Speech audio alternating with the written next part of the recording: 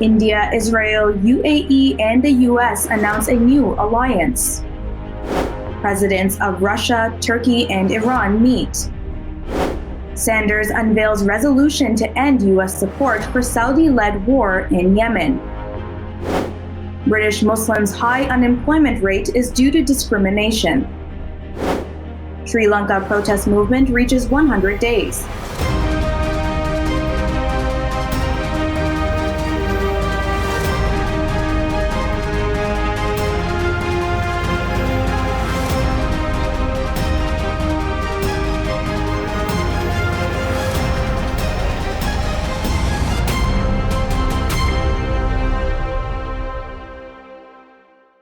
From Toronto studios, this is the Muslim News on Muslim Network TV. Assalamu alaikum, I'm Saamiyah Syed. Our top story tonight. Top government officials from India, Israel, the United Arab Emirates, and the United States convened for the first leaders' meeting of the I2U2 group on July 14th. In a joint statement, the group says it aims to harness the vibrancy of our societies and entrepreneurial spirit to tackle global challenges. It also emphasized their support for the Abraham Accords and other peace and normalization arrangements with Israel. The statement said the group will particularly focus on joint investments and new initiatives in water, energy, transportation, space, health, and food security. As well, it added that I2U2 seeks to advance physical connectivity between countries in the Middle East region. Russian President Vladimir Putin arrived in Iran for his first trip outside the former Soviet Union since his invasion of Ukraine. The trip signals a protracted war in Ukraine hasn't diminished Moscow's clout on the world stage.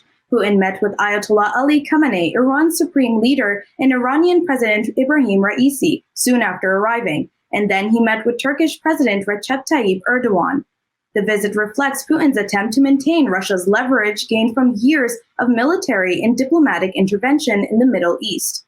Putin's visit comes days after the U.S. President Joe Biden's tour of the region. During his visit, Biden sought to rally Israel and Arab countries to counter Russia, China, and Iran. The U.S. State Department has called for a fair trial and humane treatment of Asim Ghafoor instead of calling for his release. Ghafoor is a human rights lawyer representing the fiancé of the late Saudi journalist Jamal Khashoggi. Khashoggi was murdered by Saudi officials in Istanbul in 2018 at the city's Saudi embassy.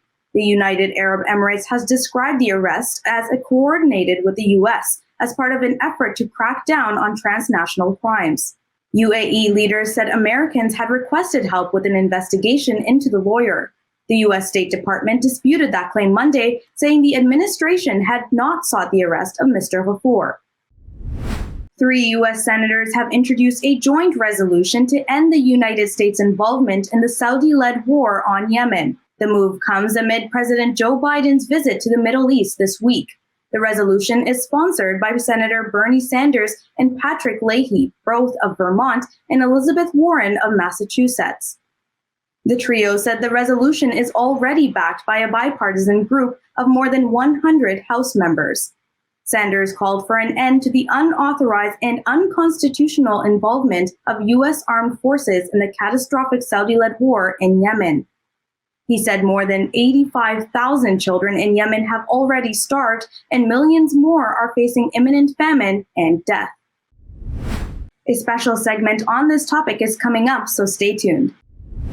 U.S. President Joe Biden dismissed a Saudi minister's recent remarks, claiming he did not hear Biden accuse Saudi Crown Prince Mohammed bin Salman of murdering journalist Jamal Khashoggi. Minister of State for Foreign Affairs Adel Al-Jubeir claimed he didn't hear that particular phrase when asked if Biden discussed Khashoggi's 2018 murder during his visit to Saudi Arabia last week.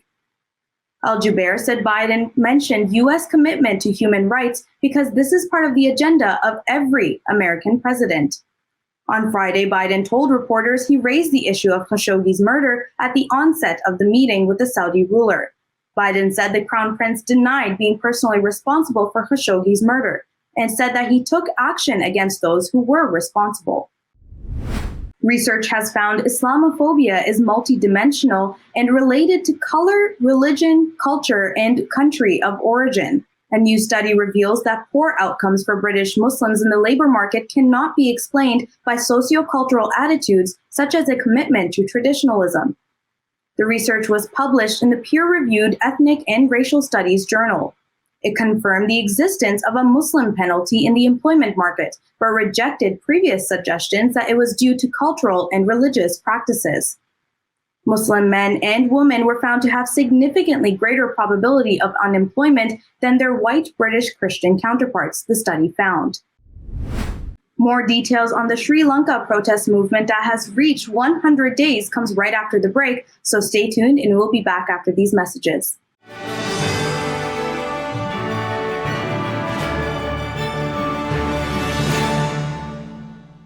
Sound Vision has a summer plan for your kids. Keep them busy and having fun. With creative teaching methods,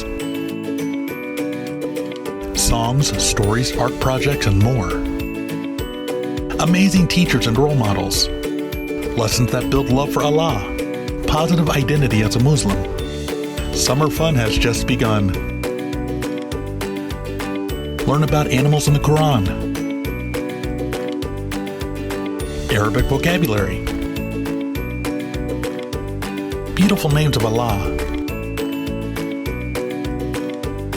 science in the Quran, visit distant Muslim lands, learn fun facts about the country, the people, and how to cook special dishes, all from the safety and convenience of your home. Visit academy.adamsworld.org for more details. Hurry. If I could be you, and you could be me for just 1 hour. If we could find a way to get inside each other's minds. Walk a mile in my shoes. Walk a mile in my shoes. Well, before you abuse, criticize, and accuse. Walk a mile in my shoes. There are 16 million children struggling with hunger in America. That's 1 in 5 daughters, sons, neighbors, and classmates who don't know where their next meal is coming from. Yet billions of pounds of good food go to waste every year. It's time we do something about it.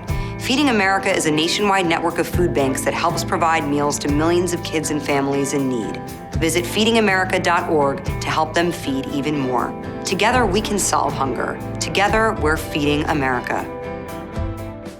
Mr. Speaker, if I decide to wear a turban, or you decide to wear a cross, or he decides to wear a kippah or a skull cap, or she decides to wear a hijab or a burqa, does that mean that it is open season for right honourable members of this House to make derogatory and divisive remarks about our appearance? For those of us who from a young age have had to endure and face up to being called names such as Towelhead or Taliban, or coming from Bongo land, we can appreciate full well the hurt and pain felt by already vulnerable Muslim women when they are described as looking like bank robbers and letterboxes. So rather than hide behind sham and whitewash investigations, when will the Prime Minister finally apologise for his derogatory and racist remarks?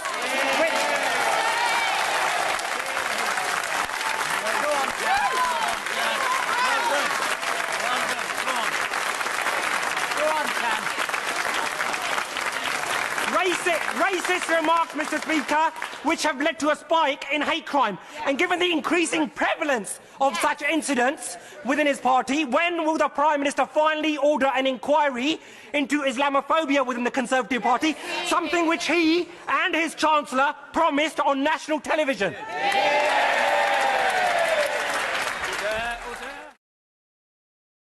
Despite the development of a COVID-19 vaccine, millions around the world will not have access. We need a vaccine that's free and available to everyone, everywhere. It's time for a people's vaccine. Assalamu alaikum! Open up your eyes. Assalamu alaikum everyone, it's your brother Zain Beaker from South Africa. One of the first educational programs ever produced for Muslim children was the ever-popular Adam's World series. The colorful and comical Muslim puppets stole the heart of a generation. Sound Vision will be releasing brand new episodes of Adam's World with the launch of a Adam's World app. Subscribers will enjoy new Adam's World episodes as they are released, as well as all the classic episodes of Adam's World. So visit adamsworldapp.com now to learn more, subscribe, and enjoy new adventures of Adam and his friends. And let's keep helping tomorrow's Muslims today. Assalamu alaikum. It's Adam's World. Believe me, there's a lot to see. Bismillah, let's explore. To stop this genocide, we need your help.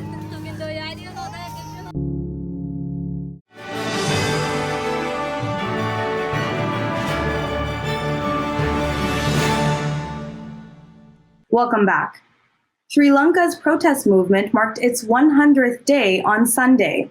Having forced one president from office, the movement is now turning its sights on his successor amid an ongoing economic crisis. President Gotabaya Rajapaksa fled his palace shortly before demonstrators invaded it last weekend and resigned the presidency on Thursday. Critics blame his mismanagement for Sri Lanka's financial turmoil. The crisis has forced the nation's 22 million people to endure shortages of food, fuel, and medicine since late last year. The campaign to oust Rajapaksa was organized mainly through posts on Facebook, Twitter, and TikTok. It drew people from across Sri Lanka's ethnic communities who have been united by economic hardships. Minority Tamils and Muslims joined the majority Sinhalese to demand the ouster of the Rajapaksa clan. On Saturday, Egypt released a number of political prisoners in pre-trial detention. This came shortly after President Joe Biden met Egyptian President Abdel Fattah al-Sisi at the Jeddah Security and Development Summit in Saudi Arabia. Local and international human rights groups have been demanding their freedom. The Egyptian state recently formed a presidential pardon committee to mediate the release of several batches of political prisoners. Human rights advocates say only a small group were released out of more than 60,000 political prisoners. Biden is facing pressure from Egyptian and international human rights activists over U.S. arms supplies to Egypt. The Daily Mail has published several negative articles about the UK's prime ministerial hopeful Penny Mordaunt. This was for meeting with Tory Secretary General Zahra Mohammed, who has called out Islamophobia in the Conservative Party. The Muslim Council of Britain accused the British tabloid of peddling negative tropes against Muslims after it attacked Mordaunt for meeting with Mohammed. Mohammed says Islamophobia is being weaponized in the Conservative Party leadership contest by unnamed sources and their friends in the British print media.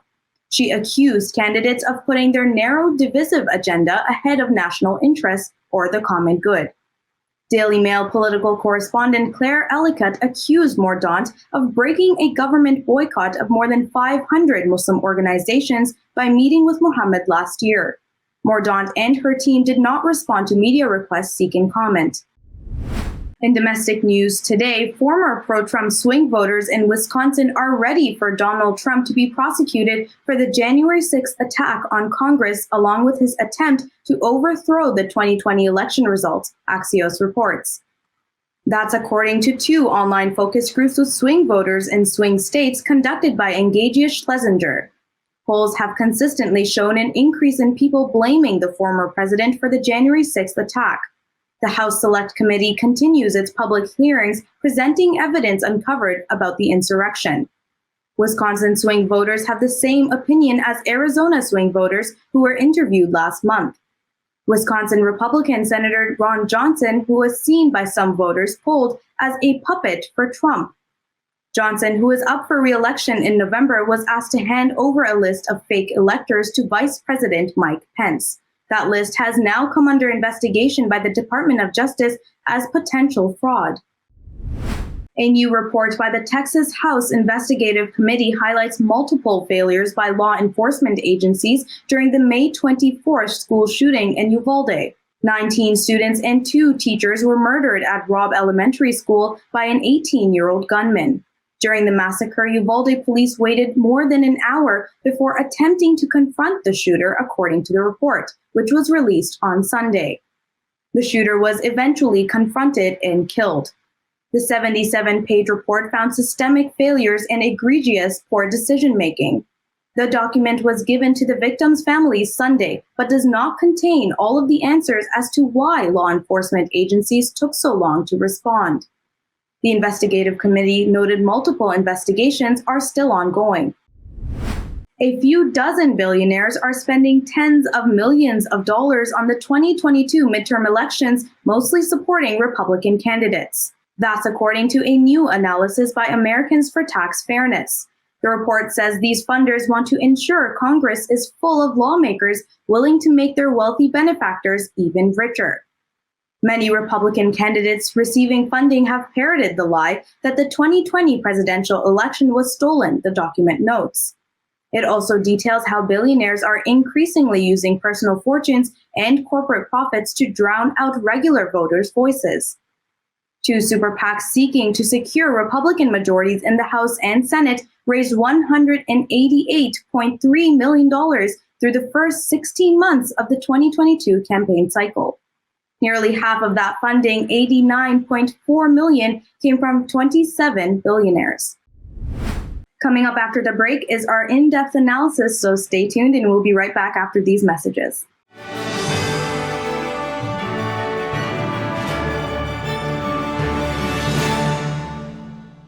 If I could be you, and you could be me for just 1 hour. Walk a mile in my shoes. Walk a mile in my shoes. Mr. Speaker, if I decide to wear a turban, or you decide to wear a cross, or he decides to wear a kippah or a skull cap, or she decides to wear a hijab or a burqa, does that mean that it is open season for right honourable members of this House to make derogatory and divisive remarks about our appearance? For those of us who from a young age have had to endure and face up to being called names such as Towelhead or Taliban or coming from Bongo land, we can appreciate full well the hurt and pain felt by already vulnerable Muslim women when they are described as looking like bank robbers and letterboxes. So rather than hide behind sham and whitewash investigations, when will the Prime Minister finally apologise for his derogatory and racist remarks?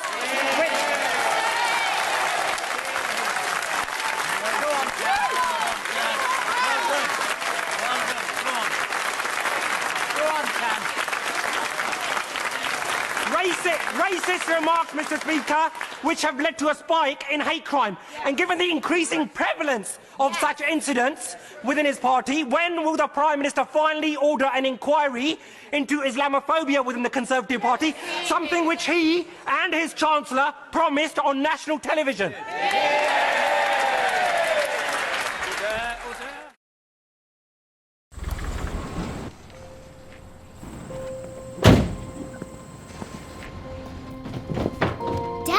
They took over my bedroom. Come on, come on.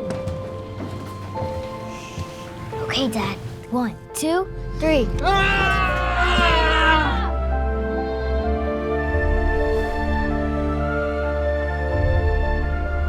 Dad!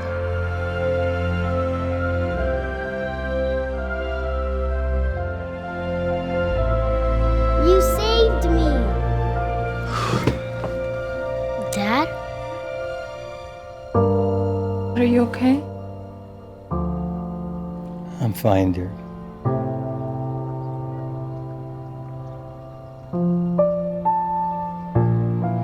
Your hero needs you now, and AARP is here to help. Find the care guides you need at aarp.org/caregiving. We are Justice for All.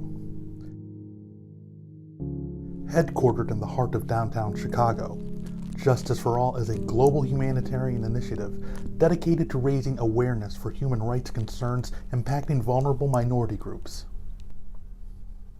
Our diverse team of staff and volunteers, led by Imam Malik Mujahid, work tirelessly to help Justice for All achieve their goals.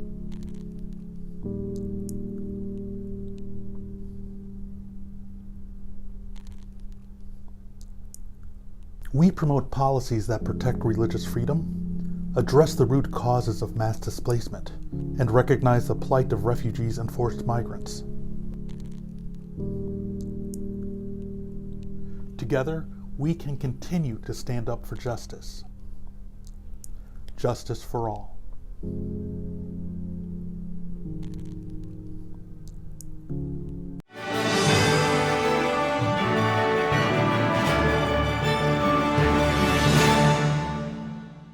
Welcome back. To discuss President Biden's visit to the Middle East and the Yemen war, let's go to Imam Abdul Malik Mujahid. Over to you, Imam Mujahid. Thank you, Saamiyah. Yemen war is waging, and it continuously ceasefire or no ceasefire, people are dying, and it is happening for a while.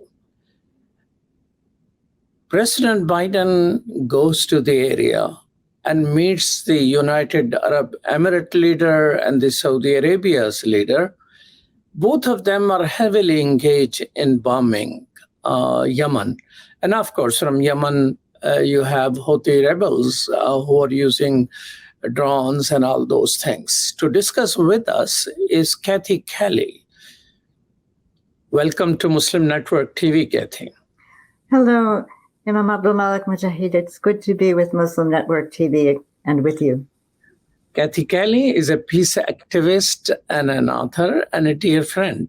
So tell us, Yemen war killed so many people, but not much focus, when media is talking about Biden and we hear about fist bombs and all sort of things and Khashoggi, but so many people have died and dying in Yemen. There was not much discussion what President Biden meets the suppliers. He's supplying the arms to those leaders he met. So what are your thoughts about this, complete absence from any statements or any joint communique or from the media conversation?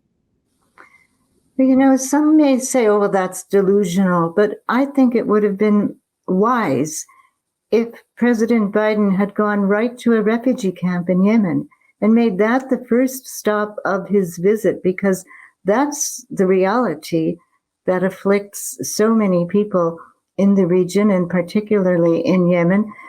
People have been under a blockade for 8 years, a punishing blockade imposed by Saudi Arabia and the coalition. And they've been bombed, just bludgeoned by bombings that have displaced some people not once, not twice, but 3 times.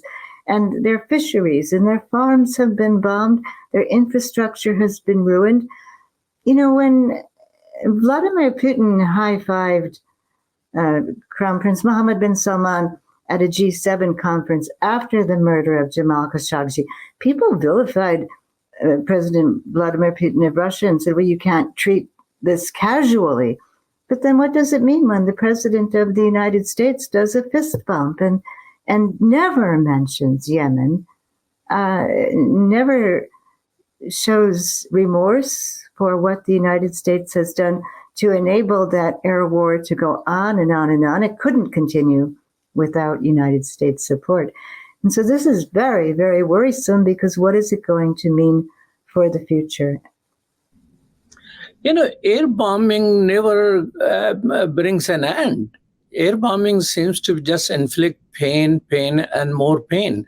So what is the aim of Saudi Arabia and the United Arab Emirates when they just keep doing bombing? They're not trying to conquer the country, are they? Well, I think they thought they could force the Houthis into a more submissive role. And I think they know now that they have to extricate themselves from this long war, but they would like to have some measure of control still over very, very valuable land and resources and ports. But I wonder now if they are also wanting to normalize relationships with Israel in light of their desire for more military hardware and weaponry. And I actually think it's very important to recognize that Saudi Arabia has already been with China building a nuclear energy plant. And when you think about it, with the vast capacities for solar energy wind energy. Why would it be so important to work toward nuclear energy? And in the past, when people have worked toward nuclear energy, it hasn't been such a far step for people then to start to develop nuclear weapon technology. And it might be that the Saudis would like to move toward getting a bomb and justifying this kind of a movement because, well, look what Iran might be doing. But, it's very worrisome that there's no protocol with the International Atomic Energy Association to intrusively inspect what's going on in Saudi Arabia. And that's certainly true with regard to Israel. So you have a part of the world where people are suffering desperately because of the usage of so much weaponry supplied by the United States already, while people are starving. Big weapon companies, Boeing and Lockheed and Grumman and Northrop Grumman and Raytheon, they're becoming enormously wealthy and have a stronger and stronger grip on the United States Congress. So it's really important that a message be sent to the Saudis that the United States people will not tolerate giving them more offensive weapons, which has been suggested as a possibility, or in any way continuing to tolerate the terrible warfare against Yemen. And how could such a message be sent? And that's why I think Bernie Sanders is going to be playing a very important role in the coming weeks. He and Senator Elizabeth Warren and Senator Leahy are teaming up now with a joint resolution, and the resolution has 100 supporters in the House of Representatives, led by Representative DeFazio and Representative Jayapal. So we can hope that people will contact their elected representatives and say, yes, we support this resolution. We want to see an end to the hideous war against the poorest country in the Arab region, and a place where, they're now thinking it could go up to 19 million people who would face starvation. What do you think, Kathy Kelly, what is the interest of the United States in continuous funding and providing arms, other than, selling arms is a good business? Well, I sometimes wonder if that may be getting the upper hand, actually. It's hard for me to see any reason why the United States should continue to support Crown Prince Mohammed bin Salman's regime in Riyadh. He's not respectful of human rights within his own country. He has dragged the country into a hideous, terrible war. He may be trying to acquire even more threatening weapons. And, 17 of the people who were hijackers of the plane that was flown into the World Trade Center were from Saudi Arabia. I mean, there are many reasons why I think it's not in the interest to sort of give a pass to Mohammed bin Salman and act as though we believe there is such a thing as royal blood. There's no such thing as royal blood. And if a leader of a country has distinguished himself as somebody who causes bloodshed and theft and outright murder of a United States citizen who worked for the Washington Post, what is the reason to continue that support? I think maybe President Biden is concerned for oil, but we used to say with regard to Iraq, no blood for oil. Are we going to say no starvation for oil? I think we should. Why? I get this feeling by reading the media that people seem to think Jamal Khashoggi's murder as compared to Shirin Abu Akleh's murder somehow was more worthy of criticism and not of Shirin Abu Akleh. And that's what media, reporters saying was used as an argument by the Saudi Crown Prince while talking to President Biden. But the way media is covering, it seems like, yes, Shirin Abu Akleh fine was killed by Israel very legitimate, and we're a supporter of Israel. And it's not exactly quite sure about who killed and all that. So how do you feel about the way, a fist bumping with Saudi Crown Prince is being handled as compared to fist bumping with the Israeli Prime Minister? Well, I think that there should be unreserved condemnation of killing Shireen Abu Akleh, and it would have been right for President Biden to meet with her family there and to recognize the grievances of so many people who have tried to raise the terrible demolitions of homes and imprisonments of people, and the enforcement of more and more division and walls, and then, of course, the bombing of Gaza, which is almost nonstop. In fact, after President Biden left the region, the Israelis bombed Gaza again, which I think is a statement that says that we don't have to care about human lives of Palestinians or people who are Palestinians in Gaza. And so if a United States president doesn't raise those kinds of issues because they don't want to be annoying the despots and the people running authoritarian rules that are cruel and disrespectful of human life, then I think, it gives a statement all over the world. And of course, the United States has plenty, which we have to work on within our own country in terms of putting an end to constant resort to militarism and violence. But we should never, ever tolerate a state killing a journalist who is simply in the line of his or her duty reporting on what should be worldwide news. Well, Al Jazeera seems to, people think probably they deserve it because America has bombed their offices in Iraq and Kabul, and their journalist, most popular journalist in the Arab world, is murdered by Israelis. Do you think the type of coverage Al Jazeera gives brings into light some of the issues which otherwise will remain hidden about the Middle East? Well, I've relied on Al Jazeera quite often for perspectives that you don't find written up with any kind of adequacy in U.S. papers. I mean, we have to keep looking to alternative sources because the grip of the weapon makers is very strong on our own media. And it's also the case that people have to really push to find out, particularly with regard to buildup of nuclear weaponry and a nuclear arms race, to find out what some very powerful forces want to be kept secret.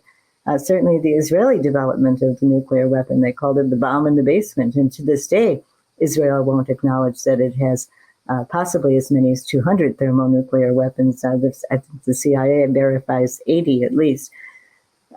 So we can't really rely on our own papers of record or our mainstream news press to give us the kind of information we need to understand the sort of world we're moving into. And then I think, we can't avoid the fact that we live in a world with pandemics and facing climate catastrophe.